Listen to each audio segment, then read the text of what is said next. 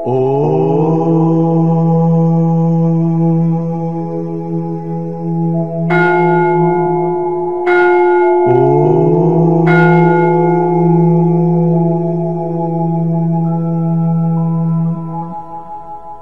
చేసే ముందు చేసుకోవచ్చు, సాధన తర్వాత చేసుకోవచ్చు. బాడీ రిలాక్స్ అవుతుంది, ఎక్కువసేపు కూర్చోనగలుగుతాం. సాధన నుంచి వచ్చినప్పుడు ఏంటంటే శరీరం అంతా బిగుసుకపోయినట్టు ఉంటుంది కదా, తర్వాత మనం చేస్తే శరీరం అంతా రిలీఫ్ అవుతుంది. అయితే మహాముద్ర కూడా మనము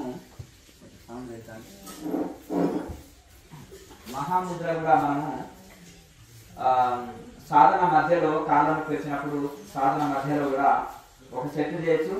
సాధన అయిపోయిన తర్వాత కూడా మహాముద్ర ఒక సెట్ చేసినట్టయితే, ఒక సెట్ కానీ 2 సెట్లు 3 సెట్లు అనుకూలాన్ని బట్టి చేసినట్టయితే, ఒకే ఆసనంలో ఎక్కువసేపు కూర్చున్నప్పుడు శరీరం అంతా బిగుసుకపోయినట్టు పట్టేసినట్టు ఉంటే మహాముద్ర ఒక 2-3 సెట్లు వేస్తే మనకి ఫ్రీ అవుతుంది. సాధన తర్వాత మహాముద్ర అనుకూలాన్ని బట్టి 1 సెట్ 2 సెట్లు 3 సెట్లు వేసుకోవచ్చు.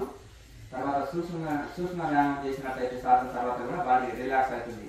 ఒకే ఆసనంలో గంటల తరబడి కూర్చున్నప్పుడు శరీరం బిగుసుకుపోయినప్పుడు రిలాక్స్ అవుతుంది. ఇది చేస్తే సెలవు దినాల్లో కాస్త సాధనని ఎక్కువ రోజంతా సాధన చేసుకోవచ్చు. ద్రవాహారం లాంటివి తీసుకొని ఉదయం తెల్లవారుజామున 3 నుంచి 6 లోపల 1 గంట, సాయంత్రం 6 నుంచి 9 లోపల 1 గంట, 45 మినిట్స్ క్రియ అంటే 6 ముద్రలు కలిపి చేసే ప్రాణాయామాన్ని క్రియ అంటారు. క్రియ 45 మినిట్స్, 15 మినిట్స్ మెడిటేషన్. ప్రారంభికులు ఉదయం గంట, సాయంత్రం గంట ఇలా చేయండి. ఇంకా మనకు అనుకూలాన్ని బట్టి కాస్త పెంచుకోవచ్చు. 1 గంట క్రియ చేస్తే 1 గంట ప్రాణాయామం అది మెడిటేషన్ చేయొచ్చు. ఇక అలాగే సెలవు దినాల్లో రోజంతా కూడా ద్రవాహారం లాంటివి తీసుకొని రోజంతా కూడా సాధన చేసుకోవచ్చు. మనం ఫోన్ చేస్తే 3 అవర్స్ గ్యాప్ ఇవ్వాలి. ద్రవాహారం లాంటివి తీసుకుంటే 1 అవర్ గ్యాప్ ఇవ్వాలి. ఇక హాఫ్ అన్ అవర్ గ్యాప్ ఇచ్చినా సరిపోతుంది ద్రవాహారం లాంటివి తీసుకుంటే. రోజంతా సాధన చేయాలని సెలవు దినాల్లో అనుకున్నప్పుడు ద్రవాహారం బ్రేక్, ఎందుకంటే శరీరం తేలిక ఉంటుంది, మనం ఎక్కువసేపు సాధనలో కూర్చోగలుగుతాం. నెక్స్ట్ ఇంకేమైనా డౌట్ ఉంటాయి?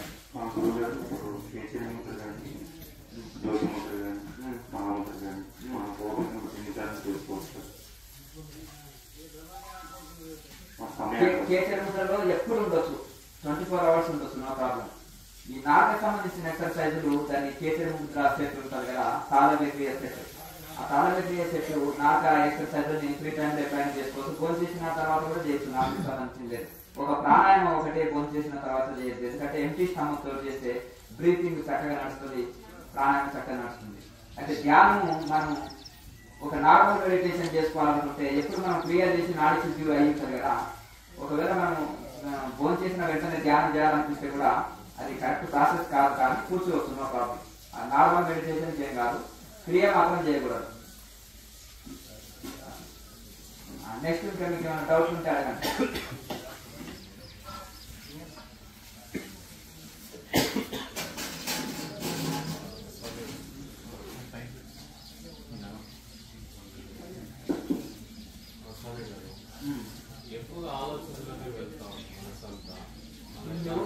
చూడండి, మీరు గతంలో ఏదేదో సాధనలు పూజను జపము ఏదో చేసేసారు. గురు మార్గంలోకి ఫస్ట్ టైం మీరు వచ్చింది. ఫస్ట్ టైం వచ్చేసి అయ్యా సైలెంట్ మాట్లాడకండి. ఇప్పుడు కొత్తగా వచ్చి మొదటి రోజు మీరు క్రియ నేర్చుకున్నారు, ఈరోజు నిన్న నేర్చుకున్నారు, ఇది సెకండ్ డే. ఇది చేయగా చేయగా చేయగా అభ్యాసం కూసు విద్య.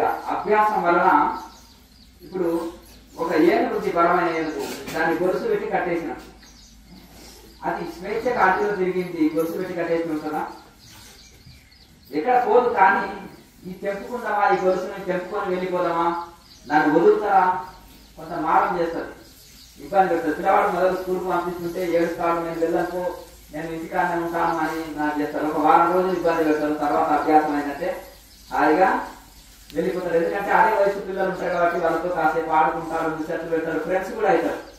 అట్లా కదా, అతనికి చాలా మంది స్కూల్లో ఫ్రెండ్స్ అవుతారు అదే వయసు వాళ్ళు. వాళ్ళ మైండ్ సెట్ ఒకటే ఉంటుంది కనుక అందరు రాసుకుంటే ఇతను రాసుకుంటాడు, కాసేపు అందరితోటి మంచి ఫ్రెండ్స్ కూడా అవుతారు కాబట్టి అక్కడికి కూడా కాసేపు మంచి అతను అభ్యాసం ఫిజిక్ అవుతుంది, అభ్యాసం అవుతుంది. అలాగే ఇక్కడ కూడా మనకు ఆ ఏనుగు కూడా 4 రోజులు అలాగే కట్టి వేసి మేత వేస్తే అది అభ్యాసం అవుతుంది, ఇంకా లాగడం చేయదు, అక్కడే ఉండిపోతుంది, అభ్యాసం అవుతుంది. అలాగే మనసు కూడా కొత్తలో సాధన చేస్తుంటే మొదటి నుంచి అయినా మనం ఒక శాస్త్రీయ పద్ధతిలో ధ్యానం చేయకుంటుంటాం కాబట్టి, జపం చేయకుంటుంటాం కాబట్టి ఆ మనసు ఇటట్టు మొదటి నుంచి పరిగెత్తుతూ ఉంటుంది. ప్రారంభం నుంచే ప్రాణాయామ అభ్యాసం లాంటిది చేసి ఉంటే ఇంత ఇబ్బంది రాకపోతుంది. కనుక ఇప్పుడైనా సరే ఇప్పుడిప్పుడే ప్రాణాయామం మొదటి రోజే కదా నేర్చుకున్నది, అది వెంటనే మనసు స్థిరం అవ్వదు, టైం పడుతుంది. దాన్ని ఎప్పుడు ప్రాణాయామం పర్ఫెక్ట్ చేయాలి. పర్ఫెక్ట్ చేసినప్పుడు అలాగే దానికి విచారణ కూడా, ఆలోచనలు రాకుండా ఉండాలంటే విచారణ కూడా అవసరమే. ప్రాణాయామంతో పాటు విచారణ అవసరమే. దాంతో పాటు వైరాగ్యం చాలా పనిచేస్తుంది. వైరాగ్యం అంటే ఈ ప్రపంచంలో నాకు ఏది అక్కర్లేదు, భగవంతుడే చాలు, నాకు మోక్షమే కావాలి, నాకు ఆత్మజ్ఞానమే కావాలి, నాకు ఇంకేది అక్కర్లేదు అనే స్థితిని వైరాగ్యం అంటారు. వైరాగ్యం అంటే ఏదో స్నానం చేయకుండా ఉండడము, ఇల్లు వదిలి పెట్టుకోవడం కాదు.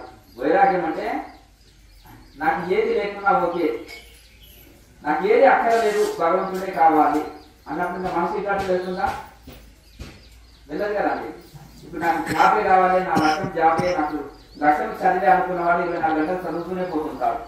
అతనికి ఇంకేది గుర్తుకు రాదు. టీవీ చూద్దామా, క్రికెట్ ఆడదామా, ఫ్రెండ్స్ తో కాలక్షేపానికి వెళ్దామా, ఇవన్నీ అతనికి ఏది గుర్తుకు రాదు. చదువు ఒకటే గుర్తొస్తుంది.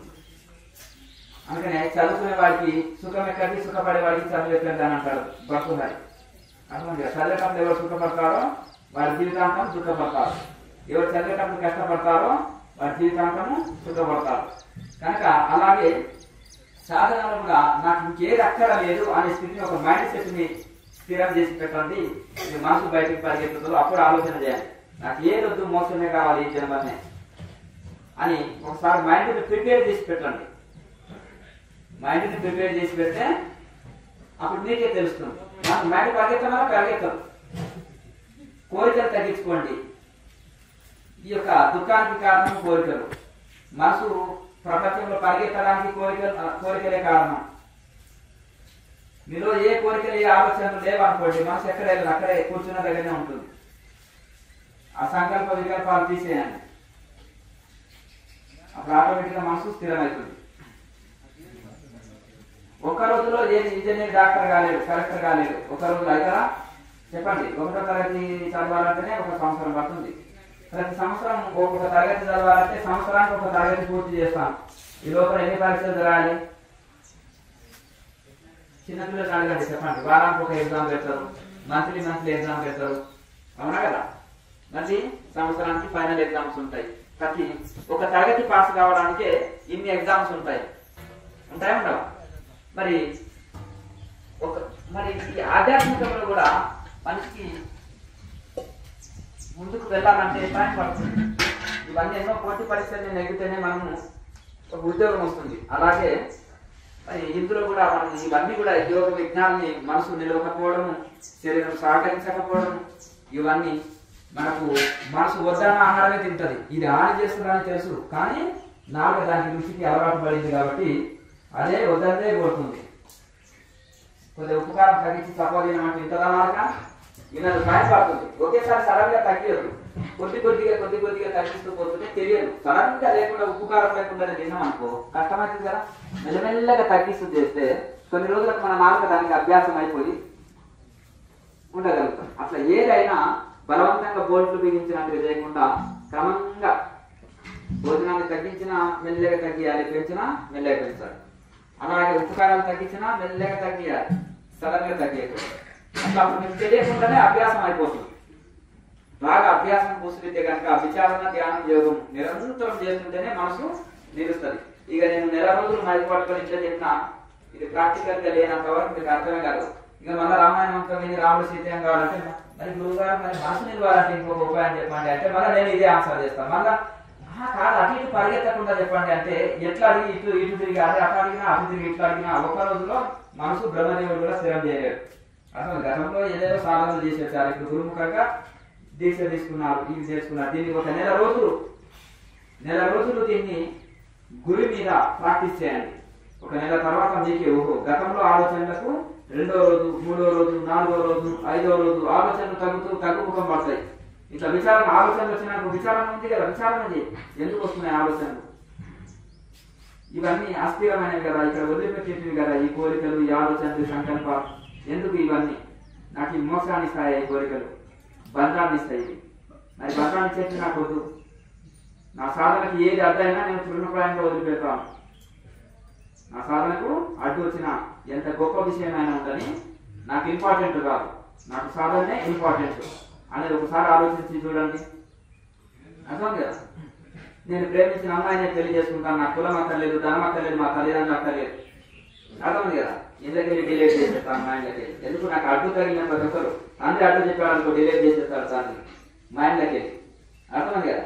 తల్లి తండ్రి కులము గోత్రము ధనాన్ని నీకు ఆస్తి కూడా ఇవ్వను, మిగతా కుమారులకు ఇస్తాను, నీకు ఇవ్వను, నా ఆజ్ఞ మీరినావు కాబట్టి నేను తండ్రి వార్నింగ్ ఇస్తాను, నీ ధనమే నాకు అక్కర్లేదు అంటారు. అర్థం కదా? నేను చెప్పి చూసినా మర్యాదగా చెప్పినాను, నువ్వు వినలేదు. అర్థం కదా? అర్థం కదా? నీ ధనం కూడా నాకు అక్కర్లేదు, నువ్వు నన్ను గౌరవించినప్పుడు నీ ఆస్తి నాకు అక్కర్లేదు, నీ సంపాదన నీ దగ్గరనే ఉంచుకో. ఎందుకు? ఇక్కడ అతని లక్ష్యము ప్రేమించిన వాళ్ళని పెళ్లి చేసుకోవాలని ఒక దృఢమైన లక్ష్యం, అది తప్ప అతనికి ఇంకేమి గుర్తుంది. అర్థమైనా? మరి ఒకటి మనం దృఢంగా నిశ్చయమైన తర్వాత మిగతా ఇంపార్టెంట్ కాదు కదా, అన్ని ఇంపార్టెంట్ అనుకుంటే ఏది సాధించలేదు మనిషి. నాకు జాబే లక్ష్యమే గొప్పదన్నప్పుడు 24 గంటలు పుస్తకం చదువుతుంటాడు, 24 గంటలు ప్రిపేర్ అవుతుంటాడు. అప్పుడు మంచి ర్యాంక్ సంపాదించి అనుకున్న లక్ష్యాన్ని ఒక 4 రోజులు లేట్ అయినా ఉద్యోగం అయితే సంపాదించుకుంటాడు. అది అసలు జాబ్ కావాలనే లక్ష్యమే దృఢంగా లేకపోతే లక్ష్యం లేని వాళ్ళకి అంత నిర్లక్ష్యమే, అంతేనా? కనుక ఏదో ఒక లక్ష్యం ఉండాలి జీవితంలో.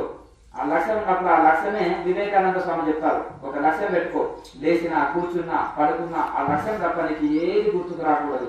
నీ నరాల్లో నాడుల్లో రక్తంలో ఆ యొక్క సంకల్పము ఇంకిపోవాలి, ఇమిడిపోవాలి. నువ్వు లేచినా కూర్చున్నా నీకు అదే గుర్తుకు రావాలి. అర్థమైందా?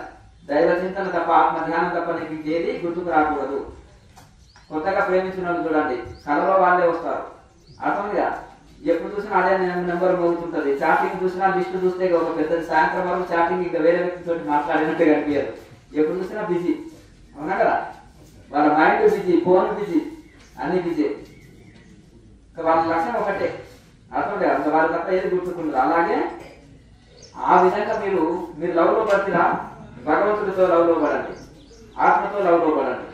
అది వదిలిపెట్టేసి ఇక ఈ ప్రపంచంలో వస్తువుల మీద ప్రేమ, అర్థం కదా? వ్యక్తుల మీద ప్రేమ, అంతేనా కదా? ధనం మీద ప్రేమ, మన ప్రేమ అంతా డైవర్ట్ అయిపోతుంది. అర్థం కదా? ఏకభక్తి విశిష్టత అని గీతలో కృష్ణ పరమాత్మ చెప్తున్నాడు. ఏకభక్తి, అనేక భక్తి. ప్రతి వస్తువు మీద మనకు భక్తి, నాకు ఇది ఇష్టం అంటే అది ఇష్టం అంటే అని ఒకటి, అన్ని వస్తువుల మీద మన భక్తి డైవర్ట్ అవుతుంది. అక్కడ మన ప్రేమ, భక్తి అంటే ఇక్కడ ప్రేమ,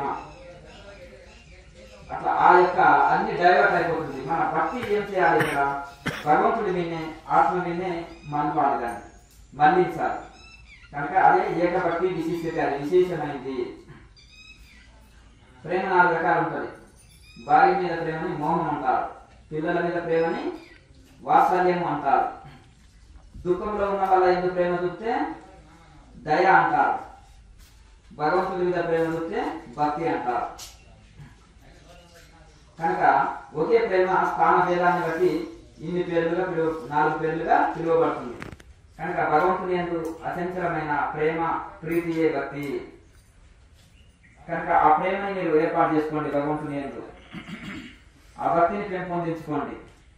మీకు అనంతమైన శాంతి. వస్తువుల మీద ప్రేమ అనుకో, ఆ వస్తువు పగిలిపోయినప్పుడు ఎవరైనా ఎత్తుకొని వెళ్ళినప్పుడు దుఃఖం తప్పదు, అవునా కదా? అవునా?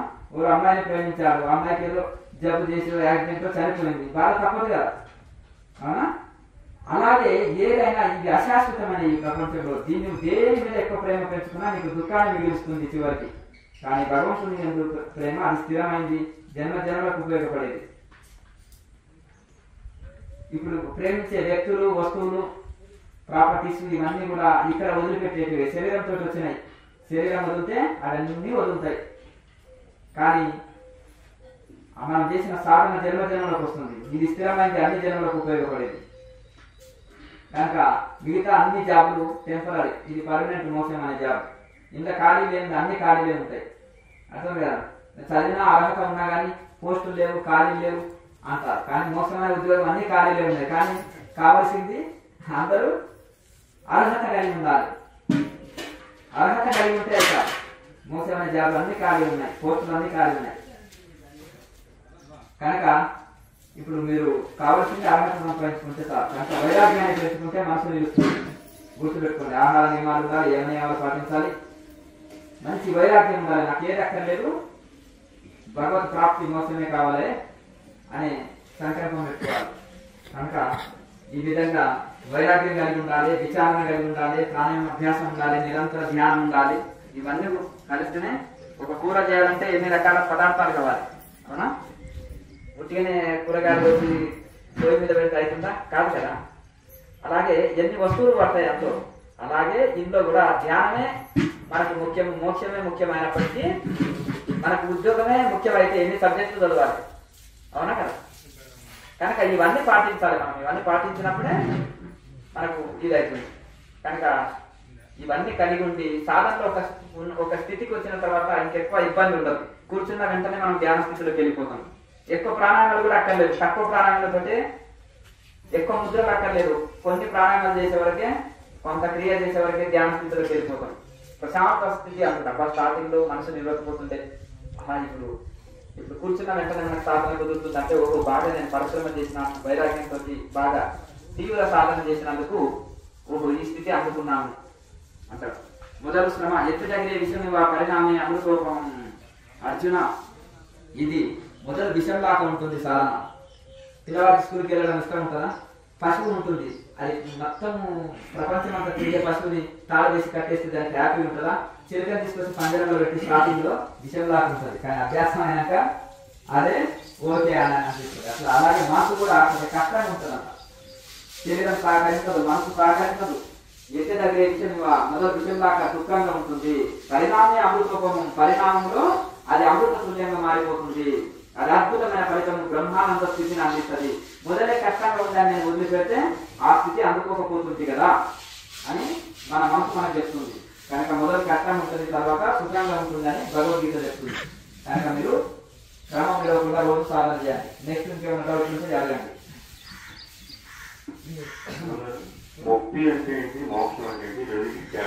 జైల్లో కావాలికి రిలీజ్ అవసరం.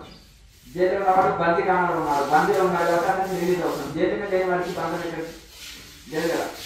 బంధం అంటే 3 గుణాలు బంధం అని నేను ఆల్రెడీ చాలా సార్లు చేసిన, 2 టైమ్స్ చేసిన. అట్లా క్రమగుణము, రజోగుణము, సత్వగుణం, ఈ 3 గుణాలు బంధం. ఈ 3 గుణాలే సంసారం. ఫ్యామిలీ అనేది సంసారం కాదు, ఈ 3 గుణాలే బంధం. ఈ 3 గుణాలు దైవంతో కలిసినప్పుడే పోతాయి. ఈ 3 గుణాలు ఉన్నంత వరకు రిలీజ్ కాలేదు, ఇందులో బంధించి పడతారు. ఈ 3 గుణాల నుంచి రిలీజ్ కావాలంటే గుణాన్ని, మనసుని దాటుకోవాలి. ఈ మనసుకు లోబడినాయి 3 గుణాలు, మనసుని దాటుకోవాలి. అతీంద్రియ జ్ఞానం అంటారు, అలౌకిక జ్ఞానం అంటారు. ఇంద్రియాలతో లౌకిక జ్ఞానం, భౌతిక జ్ఞానం, ఇంద్రియాలతో అనుభవించేది, తెలుసుకునేది, ఇవన్నీ కూడా భౌతిక జ్ఞానం. కానీ ఇంద్రియాలు దాటుకున్నప్పుడు అలౌకిక జ్ఞానం, అది అతీంద్రియ జ్ఞానం, ఇంద్రియాలకు అతీతమైనది అతీంద్రియ జ్ఞానం. కనుక అది ఎప్పుడైతే ఇంద్రియాలను దాటుకున్నామో, మనసుని దాటుకున్నామో, నిజమైన అలౌకిక ఆనందాన్ని అనుకోగలుగుతాం. నిశ్చల స్థితిలో వస్తుంది. అది మన ప్రాణాయామ చక్కగా చేసి చక్కగా ముద్రలు అన్ని వేసినప్పుడు, మనసు నిశ్చలం చెందినప్పుడు ఒక మంచి అనుభూతిని, అనుభవం పొందుతాం. చాలా మంది జ్యోతి ముద్ర వేసినప్పుడు కలిగే ఆనందం అలౌకిక ఆనందం ఉంది. జన్మలు చూడలేకుంటే ఒక ఆనందం ఉంటుందని కూడా నేను ఎక్స్పెక్టేషన్ చేయలేదు. ఏదో నేను డబ్బులు ఖర్చు పెడితే ఇంద్రియాలకు అనుభవించే ఆనందాలే గొప్పగా అనుకున్నాను. ఇది ఒక అలౌకిక ఆనందం ఉంది, ఇది నేను ఎన్నడూ చూడలేదు, కొత్తగా ఉంది ఈ ఆనందం. నాకు ₹1 ఖర్చు లేకుండా, ఎవరితో అవసరం లేకుండా కూర్చున్న దగ్గరనే కుదురుగా మోసం పొందే ఈ ఆనందాన్ని, ఇది ఒక కొత్త రకంగా ఉంది అని మరి దానికి మనసు అలవాటు పడి అదే ఆనందాన్ని ఎప్పుడు కోరుకుంటుంది. కనుక ఆ అలౌకిక ఆనందం యోగ సాధన, ధ్యాన సాధన చేసిన వాళ్ళకే, అది శాస్త్రీయంగా సాధన చేసిన వాళ్ళకే అది అనుభవంలోకి వస్తుంది. ఈ శాస్త్రీయంగా ఈ ఆధ్యాత్మిక సాధన చేయలేని వాళ్ళకు ఏ మాత్రం దీని గురించి అవగాహన కూడా ఉండదు. చదువుకోలేని వాళ్ళకి సోషల్, మ్యాథమెటిక్స్, సైన్స్ అంటే వాడికి సబ్జెక్ట్ అర్థమవుతుందా? చెప్పండి, తెలియదు కదండి. కనుక ఏ సబ్జెక్టు ఏది చదివిన వాళ్ళకు అది ఉంటుంది, ఏ ఫీల్డ్లో ఉన్న వాళ్ళకు దాని గురించి తెలుస్తుంది. అలాగే ఈ ఆధ్యాత్మిక సాధన చేసిన వాళ్ళకి ఈ అలౌకిక ఆనందం అనేది అనుభవంలోకి వస్తుంది, మిగతా వాళ్ళకు అనుభవంలో రాదు. అశాస్త్రీయ పద్ధతిలో సాధన 20-30 ఏళ్ళు సాధన చేసిన వాళ్ళు కూడా అనుభవంలో రాదు.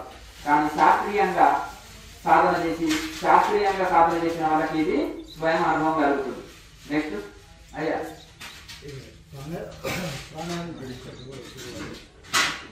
శ్వాసను ఒకసారి పైకి తీసుకున్నా కూడా పైకి తీసుకొని ఈ ఆత్మశక్తిలో వేసినప్పుడు శ్వాస ఇట్లా మొత్తం టోటల్ బాడీ మొత్తం వదిలిపెట్టాలా? మీరు ఏమి చేయదు, సహజ స్థితిలో శ్వాసని మూలాధారాన్ని పైకి లాగినట్టుగా సూక్ష్మనాడి తీసుకున్నట్టు భావనాయుక్తంగా తీసుకోండి. మీరు శరీరాన్ని ఏమి ఫ్రీగా రిలాక్స్ గా ఉంచండి, ఏమి బిగపట్టనక్కర్లేదు, ఏమి చేయనక్కర్లేదు, సహజంగా వదిలేయండి శరీరాన్ని. మొత్తం గాడుపుని మోటార్ ఎక్కడంటే అక్కడ డివైడ్ అయిపోతుంది. అది స్టార్టింగ్ లో అలాగే అనిపిస్తుంది. స్టార్టింగ్ లో మనం ఎట్లా శ్వాస ఏ రకంగా తీసుకున్నా మాట్లాడకండి అయ్యా. శ్వాసని మీరు ఏ రకంగా తీసుకున్నా అది లెన్స్ లోకి వెళ్తుంది. ఆ లెన్స్ లోకి వెళ్ళిన శ్వాస మనం శాస్త్రీయంగా ప్రాణాయామ చేయగా అది సూక్ష్మనాడిలోకి కొంతకాలం రివర్స్ లో పైకి ప్రవేశిస్తుంది. అందుకని వేమన యోగి ముక్కులోని గాలి ముక్తికి తోవయ అంటారు. ఆ ముక్కులోని గాలి ముక్తికి ఎట్లా తోవవుతుందంటే ఆ తీసుకున్న శ్వాస రివర్స్ లో పైకి వెళ్తుంది. ప్రాణాయామం చేసేటప్పుడు దీని లోపల అంటే నేరుగా ఇక్కడ ఒక నాడుల స్పందన వస్తుంది, తప్పకుండా వస్తుంది. ప్రాణాయామం చేసినప్పుడు నాడుల స్పందన ఉంటుంది. ఇంకా తీవ్రత సాధన చేసినప్పుడు సూక్ష్మనాడి స్పందనే ఉంటుంది, మిగతా నాడుల స్పందన ఏది ఉండదు. తర్వాత కొంత ఎక్కువ నాడుల స్పందన ఉంటుంది స్టార్టింగ్ లో. ఇంకా కొన్ని రోజులకు 3 నాడులు ఈడా పింగళ సూక్ష్మ నాడి 3 నాడుల స్పందన ఉంటుంది. కొంతమందికి ఈడా పింగళ సూక్ష్మ ఏదో ఒక నాడి నడుస్తుంటుంది. ఇంకా కొంతకాలానికి తీవ్రంగా శాస్త్రీయంగా సాధన చేసినప్పుడు సూక్ష్మ నాడి స్పందన తప్ప ఇంకా వేరే స్పందన ఉంటుంది. మన ఆజ్ఞాచక్రం లోపల ఈ జ్యోతిబుద్ధుల లోపల చేసినప్పుడు ప్రాణవాయువు అనేది ఇట్లా పైకి ఎగబాకుతుంది. అంటే శ్వాస మనం ఎవరైతే జ్యోతిముద్ర పర్ఫెక్ట్ వేశారో, సిద్ధాసనంలో కూర్చొని జ్యోతిముద్ర పర్ఫెక్ట్ వేశారో అప్పుడు సూక్ష్మ కొంత యాక్టివేట్ అవుతుంది. ఎందుకంటే 4 రంధ్రాలని లాక్ చేస్తాం. ఇప్పుడు ఇలా కూర్చున్నాం, మలద్వారం లాగబడ్డది, యూరినల్ లాగబడ్డది, 2 లాకుల కింద సిద్ధాసనంలో 2 ద్వారాన్ని లాక్ చేస్తాం. ఇక్కడ ముందే 2 చెవులు, 2 ముక్కు రంధ్రాలు, 2 కన్ను రంధ్రాలు, 6 కదా, 6 3 1 7 కింద 2 రంధ్రాలు, 9 రంధ్రాలు, నవరంధ్రాలు. నవద్వారే పురేదేహి భగవద్గీతలో చెప్తుంది. ఈ 9 ద్వారాలతో కూర్చున్న ఈ శరీరము, ఇందులో జీవుడు అనే పక్షి ఉన్నారు. అది ఎప్పుడైనా ఎగిరిపోతా పక్షి. దీనికి తలుపు తాళాలు ఇంద్రియాలు ఓపెన్ ఉన్నాయి. ఇప్పుడు ఒక 9 ద్వారాలు ఉండే ఒక చిలుక ఉంది, అది ఓపెన్ చేసి పెట్టినాం అనుకో, చిలుక ఎప్పుడైనా ఎగిరిపోవచ్చు. అలాగే ఈ జీవుడు కూడా ఓపెన్ ఉన్నాయి. ఈ శరీరానికి 10 ద్వారాలు ఉన్నాయి. దశమ ద్వారం మూసింది. సహస్రాలను తల్లి గర్భంలో ఉన్నప్పుడు ఓపెన్ ఉంటుంది. మెల్లమెల్లగా అది మూయబడుతుంది. జీవుడు అందులోకి వెళ్ళి ప్రవేశిస్తారు. ఎక్కడికి వెళ్ళి? సహస్రాలకు వెళ్ళి. మళ్ళీ తిరిగి చర్మం వచ్చేస్తుంది పైన. అందుకని చిన్నపిల్ల వాళ్ళకి మాడు భాగంలో నూనె పెట్టి రాస్తారు. అక్కడ ఎముకలు కొన్ని రోజులకు అక్కడ ఎముకలు పెరిగి మళ్ళీ ఫుల్ కవర్ అయిపోతాయి. స్టార్టింగ్ లో ఇక గట్టిగా నొక్కితే రంధ్రం పడుతుంది, అది చర్మమే ఉంటుంది. ఇక్కడ సహస్రాలలో బాగా యోగ సాధన చేసే వాళ్ళకు కూడా అక్కడ కొవ్వు మొత్తం కరిగిపోయి కూడా ఒక చర్మమే మిగులుతుంది. గట్టిగా నొక్కితే కూడా రంధ్రం పడుతుంది, అంత తయారవుతుంది. యోగుల మాడు భాగం చిన్నపిల్లల మాడు భాగం లాగానే తయారవుతుంది. అలాగే ఈ యొక్క 10 ద్వారాలు ఓపెన్ ఉన్నాయి, 10వ ద్వారం మూయబడింది. కానీ ఈ 9 ద్వారాన్ని మూసివేసి 10వ ద్వారాన్ని ఓపెన్ చేయమని చెప్తుంది శాస్త్రం. తెరవబడిన 9 ద్వారాన్ని లాక్ చేసేయాలి, మూయబడిన 10వ ద్వారాన్ని తెరవబడాలి. ఆ తెరవబడడానికి కోసమే మోస ద్వారం అంటారు. ఆ మోస ద్వారం తెరవబడడానికి కోసమే ఇవన్నీ యోగ సాధనలు, ధ్యాన సాధనలు. అయితే ఇక్కడ అసలు సాధన లేని వాళ్ళకు అపానం కూడా ప్రాణం ఎట్లా అవుతుంది? చాలా మంది చనిపోయినప్పుడు జీవుడు ఎలా అవుతారంటారు. ప్రతి ఒక్కరికి సహస్రారం నుంచే జీవుడు హృదయంలోకి ప్రవేశిస్తారు. మళ్ళీ అక్కడ శరీరం మళ్ళీ కవర్ చేసేస్తుంది, మళ్ళీ లాక్ పడిపోతుంది అక్కడ. అయితే ఇక్కడ దేహం వదిలేటప్పుడు మాత్రం సాధన ఎవరైతే చేయరో వాళ్ళు అపానం కూడా కార్బన్ డైఆక్సైడ్ రూపంలో ప్రాణవాయువు అంటారు కదా, జీవుడు వెళ్ళిపోతారు. ఎవరైతే కొద్ది సాధన బలం ఉందనుకోండి, వాళ్ళకు ముక్కుకుంటానో, చెవుకుంటానో, కళ్ళగుంటానో, నోటుకుంటానో జీవుడు ఏదో రూపంలో వెళ్ళిపోతారు. కానీ ఉత్తమ సాధన బలం ఉన్న వాళ్ళు వాళ్ళ ప్రాణశక్తిని గృహల మధ్య ప్రాణం అవేశ సంగతి సతం పరం పురుషం ఉపైతి దివ్యం ఓం నృత్యేకాక్షరం బ్రహ్మ అని ఇట్లా. అయితే ఏ విధంగా అయితే ప్రయాణకాలే మనసాచర్యత భక్త్యాయుక్తో యోగ బలైన చేయవ అని ఈ శ్లోక ప్రకారం భగవద్గీతలో ఈ ప్రయాణకాలం అంటే ఈ దేశం వదిలే సమయంలో యోగులు ఏం చేస్తారంటే భక్తి చేత, యోగ యుక్తి చేత దాన్ని ఆ ప్రాణశక్తిని తీసుకొచ్చి సహస్రారం గుంట దేహాన్ని వదిలేస్తారు. అది వృద్ధాప్యంలో అంత ఈజీ పని కాదు, కానీ ఆల్రెడీ వారికి అభ్యాసం అయింది కాబట్టి అభ్యాసమైన పని ఈజీ. డ్రైవింగ్ వచ్చిన వాళ్ళు చేతులు లేకుండా కూడా డ్రైవింగ్ నడుపుతారు కదా, వెహికల్ నడుపుతారు కదా, అలా అంత పర్ఫెక్ట్ అయిన వాళ్ళు కనుక అలాగే వాళ్ళకి బాగా అభ్యాసం ఉంటుంది కనుక వాళ్ళు ఈజీగా అవసాన దశలో సహస్రారం గుంట ప్రాణం వదలగలుగుతారు. అందుకని యోగి ఎలా దేహం వదులుతారు అనేది కూడా భగవద్గీతలో చెప్పబడ్డది. భగవద్గీతలో లేని పాయింట్ లేదు, అది నిఘంటు డిక్షనరీ లాంటిది. ఆధ్యాత్మికంలో ఉపనిషత్తు సారమైన ఒక భగవద్గీత చదువుకుంటే చాలా అని ఎందుకు చెప్తారు అంటే యోగ శాస్త్రం ఉంది, జ్ఞానం ఉంది, భక్తి ఉంది, చాలా అన్ని విషయాలు గుణాతీతులు అంటే అవధూత స్టేజ్ కూడా అందులో ఉంది కనుక అయితే ఆ విధంగా మనం ఇది అవుతుంది కనుక ఈ యొక్క 9 రంధ్రాలని మనం ఈ యొక్క జ్యోతి ముద్రలో లాక్ చేస్తున్నాం. 9 రంధ్రాలని లాక్ చేసి మనం సాధన చేసినప్పుడు ఆ ప్రాణశక్తి ఏం చేస్తుంది, 10వ ద్వారం కూడా లాకే ఉంది కదా కనుక మరి ఆ ప్రాణశక్తి ఎక్కడ వెళ్తుంది, ఇక్కడ పరిగెత్తి ఏం చేస్తుంది, ఈ సూక్ష్మంలోకి ప్రవేశిస్తుంది. జ్యోతి ముద్రలో సూక్ష్మంలో తొందరగా ప్రవేశించడానికి చాలా అవకాశాలు ఉంటాయి కనుక అందుకనే ఆ జ్యోతి ముద్రలో ఎవరు పర్ఫెక్ట్ వేస్తారో వాళ్ళకి నాదబిందు కళలు ఎక్స్పీరియన్స్ అవుతాయి. 30 ఏళ్ళు ధ్యాన సాధన చేసి నాదబిందు బిందు లేని కళలేదు అనేది కూడా ఎవరికి తెలియదు. ఎందుకు తెలుసుకోలేదు, పుస్తకంలో రాసిన దాన్ని ప్రాక్టికల్ లేదు కాబట్టి అనుభవంలో లేదు. అర్థమైందా? ప్రాక్టికల్ లేదు కనుక పుస్తకంలో చాలా రాసి ఉంటాయి, దాని వివరణ ఇచ్చే వాళ్ళు ఉండాలి. వివరణ ఇచ్చినా నాకు అర్థం కావాలి కదా, అర్థమవుతుందా? సబ్జెక్ట్ అర్థం కాదు. కొంత సాధన అనుభవం ఉంటే సబ్జెక్ట్ అర్థమవుతుంది, కొంత ప్రాక్టికల్ ఉంటే సబ్జెక్ట్ అర్థమవుతుంది. సబ్జెక్ట్ అర్థం ప్రాక్టికల్ ఉన్నప్పుడు పుస్తకం చదివిన అర్థమవుతుంది కనుక ప్రాక్టికల్ ఏంటి ఎంత చెప్పినా అర్థం కాయేది కాదు కనుక అలాగే ఈ 4 రంధ్రాలను ఇలా చేసి జ్యోతి ముద్ర చేసినప్పుడు సుష్మ వెంటనే సుష్మంలోకి శ్వాస ప్రవేశిస్తుంది. కుండల్ని యాక్టివేట్ అయ్యే అవకాశాలు ఉంటాయి. నాదబిందు కళలు కూడా ఎవరు పర్ఫెక్ట్ చేస్తారో వాళ్ళకి నాదబిందు కళలు కూడా 3 అనుభవంలోకి వచ్చే అవకాశాలు చాలా ఉన్నాయి. అట్లా కనుక ప్రతి ఒక్కరు ఈ విధంగా మనం మహాముద్ర వేసిన కుండల్ని యాక్టివేట్ అవుతుంది, జ్యోతి ముద్ర వేసినా కానీ ఈ ఎక్స్పీరియన్స్ వస్తాయి కనుక సూక్ష్మలోకి వెంటనే శ్వాస ప్రవేశిస్తుంది. జ్యోతి ముద్రలో ఎక్కువ కుంభకం చేస్తే దాన్ని మెల్లమెల్లగా అభ్యాసం చేసుకోవాలి. నెక్స్ట్ మెల్లమెల్లగా అభ్యాసం చేసుకోవాలి. ఒకరోజు ఏ ఆసనం కాదు ఏది కాదు చేసుకోవచ్చు. యోగి ఈ అన్నాహారాలు అంటే యాక్చువల్గా ఇప్పుడు ప్రస్తుతానికి అన్నాహారాలు తగ్గుతున్నాయి. సో రోజుకి యాక్చువల్గా నేను ఇంతకుముందు తినేది చాలా బాగానే 2-3 పూటలు తినేది. అట్లాంటిది జస్ట్ అన్నం ఇంతే అవుతుంది, కూర అంతే అవుతుంది, అదే ఆహారం. సో ఇది తగ్గడానికి ప్రధాన కారణం ప్రాణాయామమా లేకుంటే మన యొక్క మనసులో కూడా సంకల్పమా? ప్రాణాయామము సంకల్పం రెండు పని చేస్తాయి. అయ్యా మాట్లాడకండి. ఇప్పుడు ఈ విధంగా ఇప్పుడు కేసరి ముద్ర వచ్చింది అనుకోండి, కేసరి ముద్రలో 3 days ఆహారం లేకుండా కూడా ఉండగలుగుతాం. కానీ దాని మీద నమ్మకం ఉండాలి. కానీ నమ్మకం కూడా చాలా పని చేస్తుంది. ఓహో ఈ ముద్ర వేసుకుంటే యోగులు కొన్ని రోజులు తరబడి ఉంటారు కదా, నేను ఒక 3 days ఉండలేనా అనే నమ్మకం, విశ్వాసం, కాన్ఫిడెన్స్ మనసును ఆ విధంగా ప్రిపేర్ కూడా చేయాలి. చేసినప్పుడు మనం భయపడదు, ఆటోమేటిక్గా ఇది కాగలుగుతాం. అలాగే ఇక్కడ కూడా ఆహారం తగ్గినా కానీ మనము నీరసం వస్తుంది. అంటే ప్రాణశక్తి అందుతుంది శరీరానికి, ప్రతి నాడులు శుద్ధి అయినాయి, ప్రాణశక్తి అందుతుంది, నాడులు శక్తివంతంగా తయారైనాయి. అలాగే ఈ యొక్క ప్రాణశక్తి వలన కూడా మనం శక్తి పొందవచ్చు. ఈ ప్రాణ వాయువు చేత కూడా శక్తి పొందవచ్చు అని యోగ శాస్త్రం చెప్తుంది. ఓహో ఈ ప్రాణశక్తి మనకు శరీరం అంతా అందుతుంది, చైతన్యవంతంగా ఉంది కనుక ఆహారం తక్కువ తీసుకున్నా మనకు సరిపోతుంది అనేది మన బాడీ మన శరీరమే మనకు చెప్తుంది, తెలియజేస్తుంది. అలా మన మైండ్ పరంగా కూడా ఓహో ఇది నాకు యోగం ఈ శక్తిని ఇస్తుంది, నాకు నీరసం వస్తలేదు కనుక నేను ఫుడ్ తగ్గించినా నాకేమి కాదు అనేది ఆ మనసును కూడా ఆ విధంగా ప్రిపేర్ చేసి ఉంటాం కనుక పాఠశాలలు ప్రిపేర్ చేసి ఉంటారు కాబట్టి ఏం కాదు. ఒకవేళ బలవంతంగా ఆహారం తగ్గించి నీరసం తెచ్చుకొని లేనుకొని సమస్యలు కొని తెచ్చుకోకూడదు. నీరసం వస్తే ఒక ముద్దను పెంచండి, బద్ధకం వస్తే ఒక ముద్ద తగ్గించండి, శరీరాన్ని చూస్తూ పోతున్నారు.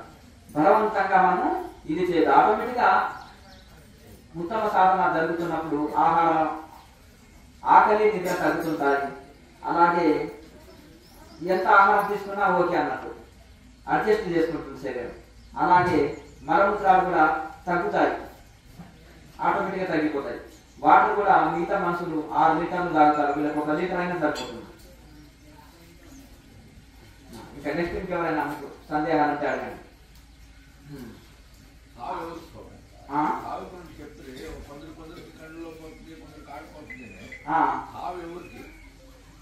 ఇక్కడ సాధన అసలు చేయలేని వాళ్ళు, ఆధ్యాత్మిక ధ్యాన యోగం కానీ ఈ ఆధ్యాత్మిక సాధనలు చేయలేని వాళ్ళకి మనుషులు ఉన్నారు కదా, అట్టి మనుషులకి ప్రాణం ఎలా పోతుందంటే అపానం గుట్ట కార్బన్ డైఆక్సైడ్ రూపంలో వెళ్తుంది. సావు అంటే ఈ శరీరంలోకి ప్రాణం వచ్చింది కదా, జీవుడు ఈ శరీరం నుంచి రిలీజ్ అయ్యేదాన్ని దాన్ని మరణం అంటున్నాం. అంటే జీవుడు శరీరంలోకి వస్తేనేమో జననం అంటున్నాం, మనం పెట్టుకున్న పేర్లే ఇవన్నీ. ఈ జీవుడు శరీరం నుంచి బయటకు వెళ్తే దాన్ని మరణం అంటున్నాం. శరీరానికే జననం మరణం, ఆత్మకు ఏమి లేదు. ఆత్మకు అన్ని కాలాల్లో అన్ని యుగాల్లో ఉంటుంది. నేను అనేది ఆ ఆత్మ వెళ్ళిపోయేటప్పుడు ఈ రకరకాలుగా ఇప్పుడు దానికి ప్రాణవాయువు పోయిందంటే అంత ఇదే అంటున్నారు కదా, దానితో పాటు ఆ ప్రాణం అనేది ఆ విధంగా వదులుతారు. యోగులు సహస్రారం ముట్ట వదులుతారు. అందుకని భగవద్గీతలో ఆ శ్లోకంలో చెప్పింది యోగులు ఎలా దేహం వదులుతారు అనే దానికి భగవద్గీతలో కృష్ణ పరమాత్మ ఈ విధంగా దేహం వదులుతారు యోగులు అని చెప్పడం జరిగింది. కనుక ఈ శ్వాస అనేది ఏంటంటే ఆక్సిజన్, ప్రాణశక్తి అవసరం కదా. ఆ ప్రాణశక్తి ఆక్సిజన్ తీసుకున్నప్పుడు తీసుకునేదేమో ప్రాణము, వదిలేది అపానం కార్బన్ డైఆక్సైడ్. అయితే శరీరం అంతా ఇప్పుడు తీసుకున్న నీరు శుద్ధమైన నీరుని తీసుకుంటాం, అది చెమట రూపంలో మూత్ర రూపంలో బయటకు విసర్జిస్తాం. అది అంటే శరీరాన్ని శుద్ధి చేసి మలినం బయటకు వస్తుంది. అది తీసుకునేటప్పుడు ప్రాణవాయువుని తీసుకుంటే వదిలేటప్పుడు పొట్టంతా క్లీన్ చేసేసి మళ్ళీ వదిలే శ్వాస అపానవాయువుని బయటకు వదులుతాం. అలాగే ఈ ప్రాణం వేరు, ప్రాణవాయువు వేరు. ప్రాణవాయువు అంటే ఆక్సిజన్. అది ఒక చనిపోయిన శవానికి ఆక్సిజన్ ఫుల్లుగా నింపేస్తే బ్రతుకుతుందా? బ్రతకదు కదా. ఈ ప్రాణవాయువు శరీర పోషణకు ఉపయోగపడుతుంది. ఆహారము, నీరు, గాలి, ఈ మూడు అవసరం ఆహారం దేహ పోషణకు. కనుక ఆ ప్రాణవాయువు అనేది శరీర పోషణకు అవసరం తప్ప ఆ ప్రాణవాయువు అనేది ప్రాణం కాదు. ప్రాణం వేరు, ప్రాణవాయువు వేరు. ఈ ప్రాణం అన్నా జీవుడు అన్నా జీవాత్మ అన్నా ఒకటే. కాకపోతే ఇప్పుడు మన సముద్రంలో నీళ్లు పరమాత్మ అయితే జీవుడు అందులో ఒక బొట్టు, నీటి బొట్టు. ప్రాణము మహాప్రాణం, జీవుడు ఆత్మ, ఎంత ఒకటి.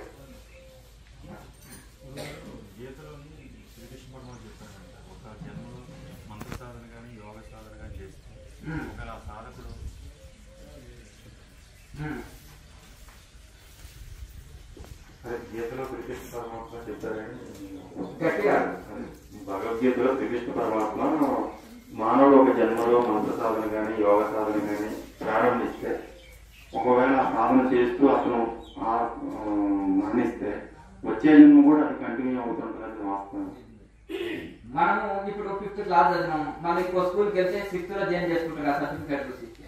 10th చదివినాము, 10th తర్వాత మళ్ళీ ఇంటర్లో జాయిన్ చేసుకుంటారు కదా, అయ్యా మా కాలేజీలో నువ్వు వచ్చినావు, మళ్ళీ 1st క్లాస్ నుంచే చదవాలి, నీ సర్టిఫికెట్లు చెల్లవు అంటారా అన్నారు కదండి. ఆ సర్టిఫికేట్ చూసినప్పుడు మళ్ళీ అక్కడి నుంచి ఇప్పుడు ఏం చేసేస్తావు అయ్యా ఆ పని చేస్తాను లేదంటే ఇంకా విగ్రహారాధన చేస్తాను. నేను విగ్రహారాధన ఒప్పుకోను కదా.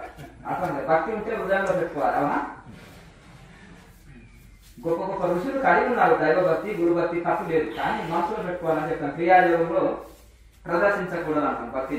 అయితే ఇక్కడ మనము ఏదైతే ఉందో ఇప్పుడు మనం ఈ సంవత్సరం ఏం చేసినాము, పిల్లర్స్ ఫౌండేషన్ వేసి ఒక అంతస్తు కట్టినాము. రెండో సంవత్సరం మళ్ళీ కింది నుంచి కట్టాలన్నా బిల్డింగ్, మళ్ళీ 2nd ఫ్లోర్ మళ్ళీ అక్కడి నుంచి స్టార్ట్ చేసుకోవచ్చు. మళ్ళీ 3rd ఫ్లోర్ ఒక సంవత్సరం ఒక అంతస్తు డబ్బులు ఉన్న దాన్ని బట్టి వేసుకోవచ్చు. మళ్ళీ స్టార్టింగ్ నుంచి చేయనక్కర్లేదు. అలాగే ఈ జన్మలో ఎంతవరకు సాధన చేసినాము మళ్ళీ అక్కడి నుంచి వచ్చే జన్మకు తోడవుతుంది. అందుకని జన్మకు ఉపయోగపడేది. ఇక్కడ ధనం బాగా సంపాదించినాం, వచ్చే జన్మకి ధనం ఉపయోగపడుతుందా? ఇక్కడ వదలాలి కదండి. కనుక ఇక్కడ ఉండే ప్రాపర్టీస్ కూర్చున్నాం అనుకోండి, వచ్చే జన్మకు ఉపయోగపడి బాగా సంపాదించుకోండి. ఎందుకంటే మీకు జన్మలో తోడు వస్తుంది. అంతేనా కదా? ఇక్కడ మట్టి కూడా పట్టుకెళ్ళలేము. అందరూ ఎందుకు ఈ ఆశ, ఎందుకు ఈ ఆసక్తి? మనము విచారణతో ఆలోచన చేయాలి. విచారణతో నేను ఇంత ప్రాపర్టీస్ సంపాదించిన వాళ్ళు ఒక్కరు ₹1 తీసుకెళ్ళలే, ఇక్కడ మట్టి కూడా తీసుకెళ్ళలేదు. మరి నాకు ఎందుకు ఈ ఆశామోహం, ఈ కర్మనంతా నేను ఎందుకు నెత్తినేసుకోవాలి? ఎవరి కోసమో నేను సంపాదించి ఇక్కడ ఈ కర్మనంతా నెత్తినేసుకొని దిచ్చేగా నాకు ఎందుకు వెళ్ళాలి? ఎవరైనా తన ఆత్మసుఖమే కోరుకుంటారు. నేను పిల్లల్ని బాగా కని పెంచుతారు. చివరి దేశంలో వాళ్ళకి అన్నం పెట్టి తీరుతాను. ఈ వెదవల్ని నేను ఇలా పెంచినాను, అలా పెంచినాను, ఇంత కష్టపెట్టాను, పెద్ద పెద్ద ఆఫీస్ వాళ్ళని చేసినాను, నాకు ఓల్డేజ్ హోమ్ చేసిండ్రు, నాకు తిండి పెట్టలేదు, నాకు రోగం వచ్చినా చూస్తలేదు, నేను చనిపోయినా కానీ వీడు నాకు చిత్తి పెట్టడు అంటే తన ఆత్మ వరకు వస్తే చివరికి తన సుఖం కోసం ఎవరన్నా తీర్చేస్తారు మనిషి. అర్థం కదా? అంత నా వాళ్ళు అనుకుంటాడు, త్యాగం చేస్తాడు, చాలా త్యాగం చేస్తాడు సంసారం కోసం, తన సుఖాలను వదిలేస్తాడు పిల్లల కోసం. అదే పిల్లలు చివరి దేశాలు చూసుకోకపోతే వాళ్ళు తీర్చేస్తారు. ఎందుకు? తన ఆత్మసుఖమే మేలుగా అంటారు. కనుక మరి ఇవన్నీ మనకి మన ఆత్మసుఖాన్ని ఇస్తాయా, జన్మలకి మనం ఉపయోగపడతాయా? మరి ఎంత సంపాదన ఎందుకు సంపాదిస్తున్నామో తెలియదు. ఫ్యామిలీలో ఉంటారు, విదేశాల్లో ఉంటాడు, మరి ఎందుకు బ్రతుకుతున్నాడో కూడా తెలియదు. వాళ్ళు దర్శకుని ఏడుస్తూ సంపాదిస్తుంటారు. కనుక ఈ వ్యాపారాన్ని చెప్పి ఎక్కడో ఉంటాడు ఆయన. ఫ్యామిలీ దర్శకు అయ్యో భగవంతుడు నాకు నీవు ఇప్పుడు అందుకనే గృహస్థులకు లాయర్ మాసే కానీ శాస్త్రాలు ఏం చెప్తున్నాయి? పశువులు పక్షులు జంతువులు ఏం చేస్తాయి? ఉదయం లేవగానే భోజనానికి వెళ్తాయి, సాయంత్రానికి గూడు చేరుకుంటాయి కదా. గృహస్థులు కూడా మీ డ్యూటీలు ఏం చేసినా ఉదయం డ్యూటీకి వెళ్ళండి, మళ్ళీ సాయంత్రానికి ఇల్లు చేరుకోవాలి. అర్థం కదా? ఇది ఒక శాస్త్రీయమైన జీవన విధానం. కనుక మనం ఎందుకు బ్రతుకుతున్నామో తెలియదు, ఎందుకు సంపాదిస్తున్నామో తెలుస్తలేదు, అసలు సుఖం ఏదో తెలియదు, దుఃఖం ఏదో తెలుస్తుంది. సుఖాన్ని దుఃఖం అనుకుంటున్నాం, దుఃఖాన్ని సుఖం అనుకుంటున్నాం, అజ్ఞానాన్ని జ్ఞానం అనుకుంటున్నాం, జ్ఞానాన్ని అజ్ఞానం అనుకుంటున్నాం. అందుకని అర్జునుడు వాదించాడు, అందుకని శివార్త పెట్టాడు కృష్ణ పరమాత్మ. నువ్వు అజ్ఞాని లాగా జ్ఞాని లాగా మాట్లాడుతున్నావు, నోరు మూసుకోబోయా అన్నాడా? వాదించాడా? మొదటి అధ్యాయంతో సైలెంట్ ఉన్నాడు, అంతేనా కదా? వీళ్ళ ఓపిక ఎక్కువ, సైలెంట్ గా విని విని విని ఇంకా అప్పుడు స్టార్ట్ చేశాడు. శుభ్రం హృదయ దౌర్బల్యం తత్వోత్తిష్ట భారత, వివేకానంద స్వామికి నచ్చిన శ్లోకమే. అర్థం కదా? ఈ హృదయ దౌర్బల్యం, ఈ వీక్నెస్ ని వదిలేసేయండి, ఈ పిరికితనాన్ని వదిలేసేయండి, నడుము బిగించి నిలబడండి అంటారు. అట్లా ఒక దీనుల్లాగా ఉండు, దీనుల్లాగా ఉండకు. నువ్వు చక్రవర్తులకే చక్రవర్తి అయినావు, నువ్వు ఆత్మస్వరూపాన్ని అయినావు, నువ్వు దైవ స్వరూపాన్ని అయినావు. నేను ఎందుకు జీవుడిని, నేను అల్పుడిని, నేను అజ్ఞానాన్ని ఎందుకు ఏడుస్తున్నావు? నీలో ఉండే నిలబడు, నీలో ఉండే ఆత్మ చైతన్యాన్ని వెలుగులోకి తీసి నేను ఆత్మనే శరీరాన్ని కాదని అనుభూతి పొందు. అప్పుడు నీకు సమస్త భయాలు దుఃఖాలన్నీ పోతాయి. ఒక సింహం పిల్ల ఏం చేసింది? తప్పిపోయి గొర్రె మందలోకి వచ్చింది. అది కూడా బ్యావ్ బ్యావ్ అదే అంటారు కదా, బ్యా బ్యా అని గొర్రెలాగా అరుస్తుంది. అది గొర్రెనే అనుకున్నది. నక్కలను చూసి కూడా భయపడుతుందంట. నా పిల్ల ఎక్కడైతుందో తప్పిపోయిందని సింహం వెతుకుతూ వస్తే గొర్రెల మందలో చూసేవారు సింహాన్ని చూసి భయపడిందంట. పిచ్చి వెదవా, నువ్వు నా బిడ్డవా అయి ఉన్నావు, భయపడడమా సింహం అనేది అని దాన్ని తీసుకుని వెళ్ళి నీటి దగ్గరికి తీసుకొని భయపడుతుంది. ఆ సింహం పట్టుకున్నప్పుడు తీసుకుని వెళ్ళి నీటి దగ్గరికి వెళ్ళి నువ్వు గొర్రెలాగా మారినావు, నీళ్ళలో చూడు, నీ స్వరూపం నా స్వరూపం ఒకటేనా కాదా? ఇప్పుడు ఈ గొర్రెల మందను అంతా భయపెట్టగలుగుతావు నువ్వు అని అన్నదంట. అది ఏమన్నంటే నేను గొర్రెనే కదా అనుకొని అది నక్కలను చూసి కూడా భయపడుతూ బ్యా బ్యా అంటూ, కుక్కలను కూడా చూసి భయపడుతూ అది చాలా ఇదవుతుంది. కనుక మనం ఆత్మస్వరూపమే అయి ఉన్నాము, జీవస్వరూపము కాదు అనేది తనకు తన స్వరూపం. ఒక రాజకుమారుడు తప్పిపోయాడు, ఒక బిచ్చగాడికి దొరికాడు. నేను నా దగ్గర ధనం లేదు, నేను బిచ్చగాడిని అని అనుకొని తింటూ చాలా దుఃఖిస్తున్నాడు. భగవంతుడు నన్ను ఎందుకు ఇలా పుట్టించాలని. ఆ రాజుగారు కాశీలో తప్పిపోయాడు కదా, రాకుమారుడు పుష్కరాలకు వెళ్తే ఆయన ఆ డేటు అవన్నీ తీసుకొని కరెక్ట్ ఏ రోజు తప్పిపోయాడని చూస్తే సేమ్ రాజులాగానే ఉంది అతని ఫేస్, తన కుమారుడి ఫేస్ తండ్రి లాగానే. అప్పుడు ఏం చేసేసాడు? భటులని వెళ్ళి చూసినప్పుడు ఏ రోజు తప్పిపోయాడు, ఏ రోజు దొరికాడంటే అదే రోజు దొరికాడు వాళ్ళకి. అదే చూసినప్పుడు ఒరే నాయన నువ్వు బిచ్చగాడివి కావు, రాకుమారుడు, నువ్వు సామ్రాట్లు అని చెప్పినప్పుడు ఆహా ఇన్ని రోజులు నేను బిచ్చగాడిని అని రోధిస్తుంది కదా, నేను సామ్రాట్టుని అయి ఉన్నాను అంటే ఎంత విశ్వాసం కలుగుతుంది. అట్లా అలాగే మనం కూడా నేను అల్లుకొని నాకు అసలు అంటే నేను అజ్ఞానిని, నాకు జీవుని, నాకు ఇంద్రియాలు ఉన్నాయి, నాకు సుఖ దుఃఖాలు ఉన్నాయి, నేను ఇక్కడ నాకు చిన్న ఫ్యామిలీ ఉంది, నాకు ఒక చిన్న ఊరు ఉంది, నాకు ఒక చిన్న ప్రాపర్టీ ఉంది అని ఇవన్నీ సంకుచిత భావాలతో బౌండరీ తీసుకొని దుఃఖిస్తున్నాం. నేను సాక్షాత్తు ఆత్మస్వరూపమే విన్నాను, దైవ స్వరూపాన్ని అయి ఉన్నాను అనేది సాధన ద్వారా దాన్ని మన ఆత్మ చైతన్యాన్ని వెలికిలోకి తీసి దాన్ని అనుభవంలోకి తెచ్చుకున్నప్పుడు అనంతమైన శాంతి, ఆనందం కలుగుతుంది, అనంతమైన విశ్వాసం కలుగుతుంది. కనుక ఈ విధంగా మనం ఇన్ని రోజులు అది తెలుసుకోలేకనే ఇన్ని దుఃఖాల కారణం ఏంటంటే ఈ ప్రపంచం అంతా ఇప్పుడు పూర్వకాలంలో భోజనం కరువు ఉండే 4 ఏళ్ల కింద, కానీ ఈ కాలంలో భోజనానికి కరువు లేదు. లోకమంతా ఒక రోగంతో దుఃఖిస్తుంది. అదేం రోగం? ఈ రోగానికి డాక్టర్ ద్వారా నయం చేసుకుంటాం. మరి ఒక రోగం ఉంది, అది అజ్ఞానం అనే రోగం, భవరోగం. భవరోగం అంటే పుట్టడం సావడం అనే రోగాన్ని భవరోగం అంటారు. ఆ భవరోగ డాక్టర్ ఆయన చెప్పిన ప్రకారం సలహాలు పాటిస్తే భవరోగం పోతుంది, మోసే స్థితిని అందుకుంటారు. కనుక ఈ భవరోగం అంటే అజ్ఞానం అనే రోగంతో రోగం అంతా దుఃఖిస్తుంది. ఉండేదల్లా ఆ రోగం పోతే మిగిలేదంతా శాంతి. అజ్ఞానం అనేది పోతే జ్ఞానం అనే ఔషధంతో ద్వారా అజ్ఞానం అనే రోగం పోతుంది. ఆ జ్ఞానం అనేది ధ్యానం వలన వస్తుంది, ఆ ధ్యానం యోగం వలన కుదురుతుంది. కనుక విచారణ, ధ్యానం, యోగం ఈ టాబ్లెట్స్ అని వాడాలి రెగ్యులర్. భవరోగం పుట్టడం సావడం అనే రోగం పోతుంది. కనుక ఆ విధంగా మనం మనిషికి అన్ని దుఃఖాలకు కారణం అజ్ఞానం. కనుక అజ్ఞానాన్ని సమూలంగా జ్ఞానం వలన పోతుంది. నెక్స్ట్ ఇంకా మీకు ఏమైనా సందేహాలు ఉంటారు కానీ అందరికీ టిఫిన్ రెడీ ఉంది, వేడి క్లోజ్ జంతువులని ఈ ఎల్లమకి అది అజ్ఞానం చేత తను తినడం కోసం. ఇప్పుడు భగవంతుడికి ఎవరు మాట్లాడండి, పెద్ద పెద్ద దేవాలయాల్లో 18 రకాల ప్రసాదాలు పెడతారు దేవుడికి, తెలుసా? తిరుపతి అటువంటి దేవాలయంలో. అయితే అటువంటి దేవాలయాల్లో 18 రకాల దేవుడికి పెడితే ఒకటి కూడా మిస్ అవ్వకుండా మొత్తం మనమే తినగలుగుతామని పక్కా గ్యారెంటీ ఉంది. ఆ గ్యారెంటీ ఉంది కాబట్టి పెడుతున్నాం, అవునా కదా? ఏది మిస్ అవ్వదు, అన్ని పక్కా వస్తాయి, ఒకటి కూడా తగ్గదు అందులో. అలాగే ఇంకొకటి, ఒకవేళ పొరపాటున ఆ దేవుడాన్ని భక్తుడు ప్రేమతో పెట్టాడని ఒకటి ఉంచకుండా తినేశాడనుకో, తిండిపోతండి వెంకటేశ్వర స్వామి అంటారు. అంటారా?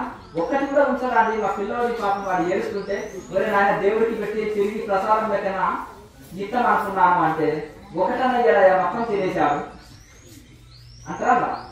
ఆయన తినడు కాబట్టి ఆయనకు గౌరవం. అలాగే పక్క మాటలు మళ్ళీ తిరిగి మాటే వస్తాయి అవన్నీ కనుక అంత నమ్మకంతో ఆయన ముందర పెట్టేస్తాం మొత్తం, అంతేనా కదా? కనుక లేకపోతే కొంచెం లోపల తీసి పెట్టి ఇస్తుంటుంది, కానీ పక్క వస్తాయని గ్యారంటీ.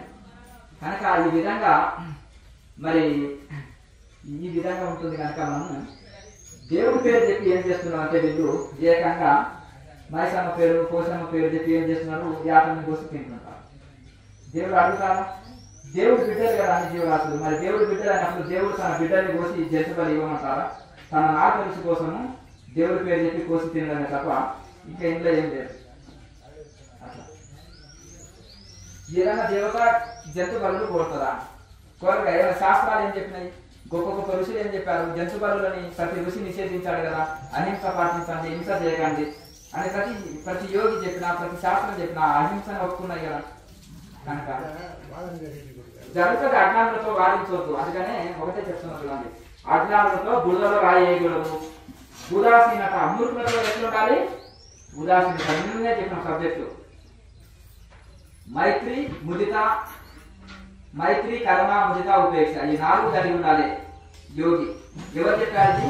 పతంజలి మహర్షి చెప్పారు. నువ్వు సమాజంలో సుఖంగా జీవించాలంటే ఈ 4 కలిగి ఉండాలి.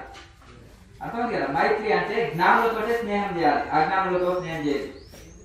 నీతో సమాన జ్ఞానులు వాళ్ళైతే స్నేహం చేయాలి, మైత్రి చేయాలి. కరుణ, దుఃఖంలో ఉన్న వాళ్ళందు కరుణ కలిగి ఉంది. నువ్వు సాయం చేసే శక్తి ఉంటే చెయ్యి, లేకపోతే చేయలేదు. లేకపోయినా కానీ కనీసం దయ కలిగి ఉంది. కరుణ, మైత్రి, కరుణ. ముదిత అంటే గొప్ప వాళ్ళ చరిత్ర, గొప్ప ఋషుల చరిత్ర చూసినప్పుడు ఆనందపడాలి. అర్థం కదా?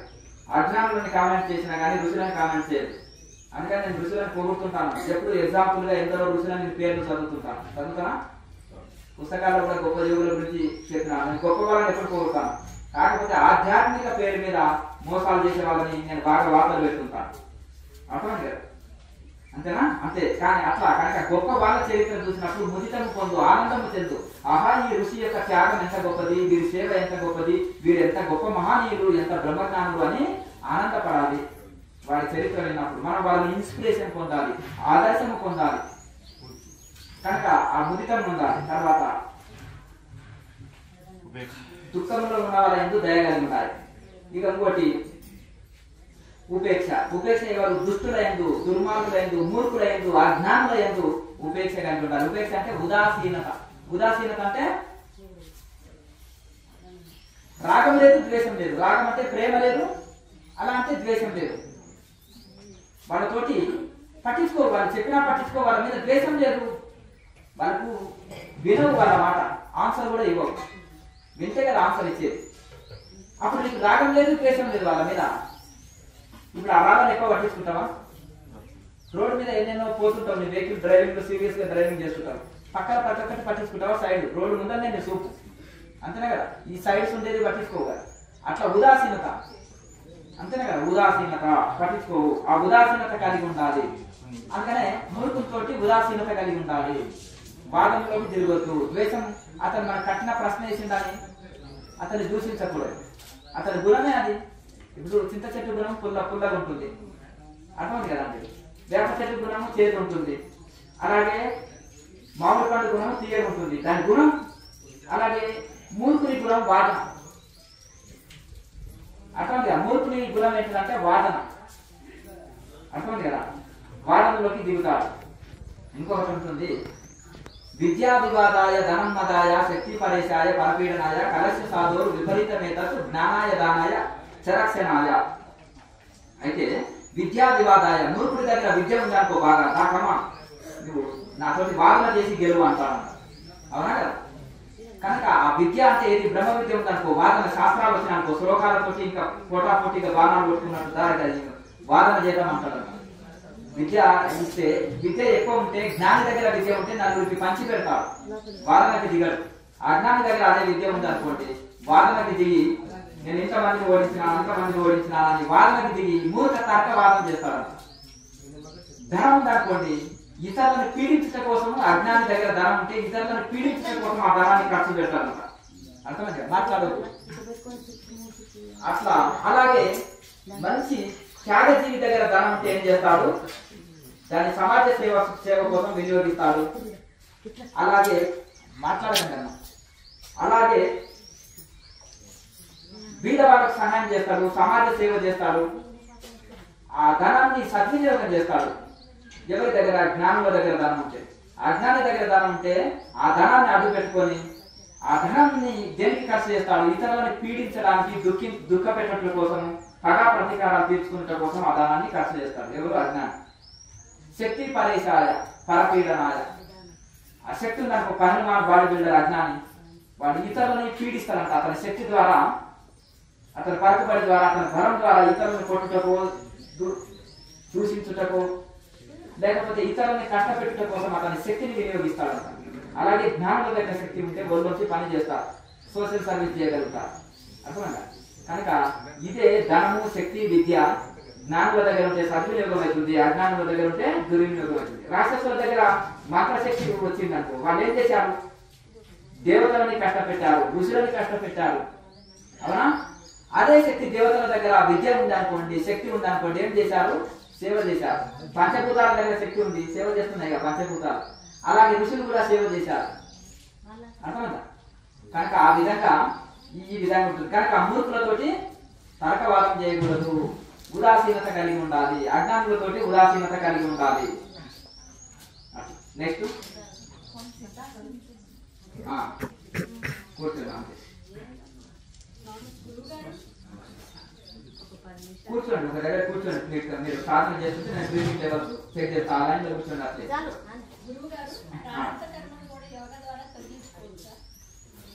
కొంతవరకు తొలగించుకోవచ్చు.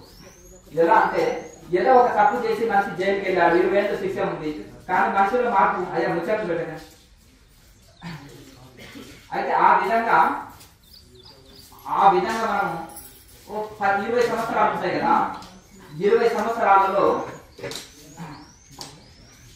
20 సంవత్సరాలు ఉండే శిక్ష 5 సంవత్సరాల లోపలనే 5 సంవత్సరాలు శిక్ష అనుభవించేవారు ఇంటికి పంపిస్తారు. అతనిలో పరివర్తన వచ్చినప్పుడు, భగవంతుడు కూడా మనలో పరివర్తన వచ్చినప్పుడు భగవంతుడు ఏం చేస్తారంటే, మనకు శిక్ష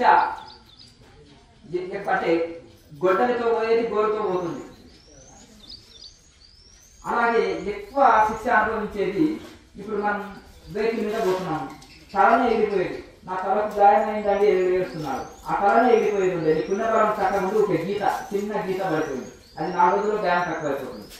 అంటే అట్లా మహా దుఃఖాలు అనుభవించేది చిన్న దుఃఖంతో పోతుంది. అంటే శిక్ష తగ్గించబడుతుంది దైవ కరుణ చేత, దైవ ఆశీర్వాదం. అదే పనిగా తప్పులు చేస్తుంటే భగవంతుడు చేస్తుంటాడు. కానీ ప్రార్థన కూడా బాగా పనిచేస్తుంది అంటారు. భగవంతుని హృదయపూర్తిగా నువ్వు ప్రార్థన చేయి, ఆ సంకల్పం నెరవేరుతుంది, ఆ ప్రార్థన నెరవేరుతుంది. అత్యాశతో కూడినవి కాదు, అర్థం కదా. మనం దానికి అర్హత ఉండాలి. అర్హతతో కూడుకున్నది, అర్హతతో కూడుకున్న సంకల్పాలు నెరవేరుతాయి. కనుక భగవత్ ప్రార్థన కూడా ఫలిస్తుంది. చాలా మంది భక్తుల వాళ్ళ అనుభవం ఉంటుంది కదా, తిరుపతి పోతే, శ్రీశైలం పోతే, కాశీ పోతే నేను అనుకున్న సంకల్పం పోయింది అంటే అక్కడ పోయి ఇక్కడ ఉన్నప్పుడు కూడా మొక్కుకుంటారు. రోజు పూజా గదిలో వెళ్ళి సంకల్పం చేసుకుంటారు, ప్రార్థన చేస్తారు, ఏడుస్తూ భగవంతుడి దగ్గర నివేదన చేస్తారు. అలాగే అక్కడికి వెళ్ళి కూడా దీనంగా ప్రార్థన చేస్తారు. ఆ పుణ్యస్థలాల్లో చేసిన సంకల్పాలు కానీ ప్రార్థనలు కానీ తొందరగా నెరవేరుతాయి. మనం హృదయపూర్తిగా చేసే ఆ యొక్క సంకల్పాలు కానీ ఆ యొక్క కోరికలు కానీ తప్పకుండా భగవంతుడు నెరవేరుస్తాడు. అలాగే ప్రారంభ కర్మ ఏదో తెలుసో కానీ తెలియకపోని ఏదో జన్మలో చేసి ఉంటాం. నాకు తెలిసి జన్మలో కరెక్ట్ గా ఉన్నాను, పూర్వ జన్మలో ఏదో తెలిసిన కర్మ ఉంటుంది. ఏ జన్మలో ఏ దోషం చేస్తున్నా ఇప్పుడు దుఃఖం అనుభవిస్తున్నా అంటారు చాలా మంది. ఇదే వేదాంతం. అర్థం లేదా? తెలిసి తెలియక చేసిన, నాకు తెలియక చేసిన భగవంతుడు అని మనం పశ్చాత్తాప పొంది భగవంతుని ప్రార్థన చేసుకొని ఈ జన్మలో ఇంకా ఇటువంటిది నేను ఏ పొరపాటు చేయనని ప్రార్థన చేసుకుంటే తదాస్తు ఆటోమేటిక్ గా దైవం ఈ కర్మ ప్రభావం తగ్గుతుంది. ఇంకోటి ఆ కర్మను అనుభవించే శక్తిని ఆయన ఇస్తారు భగవంతుడు. ఇప్పుడు స్వామి కర్మ తొలగించమని నేను కోరుతలేదు, కానీ ఆ కర్మని తట్టుకునే శక్తిని నాకు ఇవ్వు. ఋషులు కర్మని తొలగించుకోవడానికి ప్రయత్నం చేశారా? రామకృష్ణ పరమహంస, రమణ మహర్షి, మలయాళ స్వామి, వివేకానంద స్వామి, వాళ్ళు కూడా వచ్చినాయి సమస్యలు. వచ్చినా ఫ్యామిలీ సమస్యలు ఉన్నాయి, ఆరోగ్య సమస్యలు ఉన్నాయి, ఇవన్నీ వచ్చినాయి. కానీ వాళ్ళు మానసిక బలం, ఆత్మబలం పెరిగింది కనుక అది సంపూర్ణంగా అడిగారు. కనుక ఆ మానసిక బలం, ఆత్మబలం, సాధన బలం తెలుసుకుంటే ఆటోమేటిక్ గా ఆ యొక్క సమస్య అనేది చిన్నగా వస్తుంది. ఇప్పుడు సమస్య పెద్దగా వస్తుంది. మానసిక బలం పెరిగిన తర్వాత ఆటోమేటిక్ ఇది డౌన్ అవుతుంది. కనుక ఆ శక్తి భగవంతుడు ప్రసాదిస్తాడు, ప్లస్ సాధన మనకు ప్రసాదిస్తుంది. కర్మ ప్రభావం తగ్గుతుంది సాధన చేసే వాళ్ళకి, ఆధ్యాత్మికంగా ఉండే వ్యక్తులకి. ఈ యొక్క ఎడమ మడమని మలద్వారాన్ని లాగ్ చేసేసి ఈ కుడి మడమని తీసుకొచ్చి ఈ యొక్క యూరినల్ని లాగ్ చేసేయాలి. ఇవి చాలా మంది ఏమంటారంటే గిట్లేస్తారు. ఇట్లా వేసినప్పుడు ఎట్లుంటుంది ముందా ఇట్లా కాదు, రాను ఇట్లా కాదు వేసేసి ఇట్లా సాగదీయాలి, ఇలా వెడల్పుగా. అర్థం కదా? ఈ రెండు ఎంత వెడల్పుగా ఉంటే అంత నేల మీద ఆనుకుంటాయి. అర్థం కదా? దీని వలన రెండు లాగబడతాయి. కొన్ని రోజులకు ఏమవుతుందంటే ఇలా ఉందనుకోండి కాదు, ఇలా ఉన్నా కానీ కొన్ని రోజులకు చేయగా కిందికి వస్తుంది. ఈ కాదని చాలా వెడల్పుగా చాపాలి. ఇక్కడ చాలా ఇప్పుడు ఇలా ఉంది కదా, వెడల్పుగా వచ్చినప్పుడు అప్పుడు చక్కగా రెండు మోకాలు నేల మీద ఆనుకొని ఏం చేస్తాయంటే ఇవి మోకాలు నొప్పి రాదు ఒకటి. అలాగే ఎక్కువసేపు కూర్చోగలుగుతాం, నేల మీద ఆనుకుంటాయి కాబట్టి ఎక్కువసేపు కూర్చోగలుగుతాం. ఇది ఒకే రోజులో రాలేదని కంగారు పడనక్కర్లేదు. చాలా మందికి ఏంటంటే మోకాలు నొప్పి ఉన్నప్పుడు వంగవాలి, కొంచెం రకరకాల సమస్యలు ఉంటాయి. కనుక మెల్లమెల్లగా చేయగా కొన్ని రోజులకు వస్తుంది. మొదలు మీకు అనుకూలంగా సుఖాసనంలో కూర్చోండి. మీకు అనుకూలమైన ఆసనంలో నేను కూర్చొని అభ్యాసం చేయగా పర్ఫెక్ట్ అవుతుంది. అవకాశం ఉంటే పద్మాసనం కూడా వేసుకోవచ్చు. అట్లా పద్మాసనం వేసుకున్నప్పుడు మొదలు ఎడమ కాల్ని ఇలా వేసుకొని తర్వాత కుడి కాల్ని ఇలా వేసుకోవాలి. అయితే ఈ రెండు మోకాళ్ళు నేల మీద ఆనుకుంటాయి. చాలా మంది ఏమంటారంటే ఒక కాలు కిందికి పైకి వేస్తుంది, ఈ కాలు ఇట్లా పైకి వస్తుంది. ఎందుకంటే ఇంకా కొంచెం అభ్యాసం అయిన తర్వాత ఈ రెండు ఇలా వెడల్పు ఉండాలి కాలం అన్నప్పుడు రెండు మోకాళ్ళు నేల మీద ఆనుకుంటాయి. ఇంకెంతసేపు అయినా కూర్చోగలుగుతాం. అట్లా మెల్లగా అభ్యాసం చేయగా వస్తుంది. అట్లా చేయగా వస్తుంది. యోగంలో మనం శ్వాస మూలాధారం నుంచి ఆజ్ఞాచక్రంలో శ్వాస తీసుకుంటాం. నిత్య మన దైనందిక జీవితంలో ఊపిరితిత్తుల్లోకి శ్వాస పోతుంది. కానీ గుర్తుకు తెచ్చుకొని ఇలా శ్వాసని తీసుకోవచ్చా మధ్యలో? తీసుకోవచ్చు. అంటే మేము వ్యాపారం కూర్చున్నప్పుడు చేయొచ్చు వస్తుంది. చేయొచ్చు, ఏం లేదు. సడన్ గా రెండు సార్లు చేయగానే మళ్ళీ ఏదో పని పడుతుంది, అప్పుడు ఆపినా పర్వాలేదు. ఏం కాదు, నో ప్రాబ్లం. కాకపోతే అది చేసేటప్పుడు కొంచెం ఖాళీ కొట్ట ఉంటే మంచిగా సుఖంగా సాగుతుంది. అంటే ఎల్లవేళలో చేసేటోళ్ళకి టైం ఏం లేదు, అర్థం కదా. కొత్తగా మాడ వేస్తుంటే పౌర్ణమి రోజా ఏకాదశి రోజా అంటాడు. జీవితాంతం పూజ చేసుకునే వాడికి అమాస పుణ్యం ఏం లేదు. రోజు ధ్యానం చేసేవాడికి మంచి దినం ఏమైంది అంటే రోజు పర్వదినమే. ఎల్లవేళలో చేయొచ్చు, అమాస పుణ్యం అని ఏం లేదు. ప్రతిరోజు పవిత్రమే, రోజు సాధనే కదా. అయితే స్వామికి రోజు శివరాత్రి అంటే మాకు రోజు శివరాత్రి నాయన అంటే, ఆ శివరాత్రి రోజు ఏం చేస్తారు, మీరు పండ్లు పాలు తాగుతారు కదా, మాకు రోజు శివరాత్రి నాయన అంటారు. అంటే అవకాశం ఉంటే ఉదయం సాయంత్రాలు ఆ టైంలో చేయండి, ఖాళీ సమయం చిక్కినప్పుడు చేస్తే మంచిది. తెల్లవారు ఎందుకంటే రాత్రి పూట మనకేముంటది, ప్రకృతి కూడా నిద్రపోతుంటుంది. చల్లటి వాతావరణం యోగానికి అనుకూలమైన. హిమాలయస్ ఎందుకు వెళ్తారంటే చల్లటి వాతావరణం, శరీరంలో హీట్ పెరుగుతుంది యోగం చేస్తుంటే, ఆ హీట్ రానివ్వదు. ఇంకొకటి తెల్లవారుజామున అటువంటి సమయంలో చల్లగా ఉంటుంది వాతావరణం, శరీరంలో హీట్ అంత ఈజీగా పెరగదు.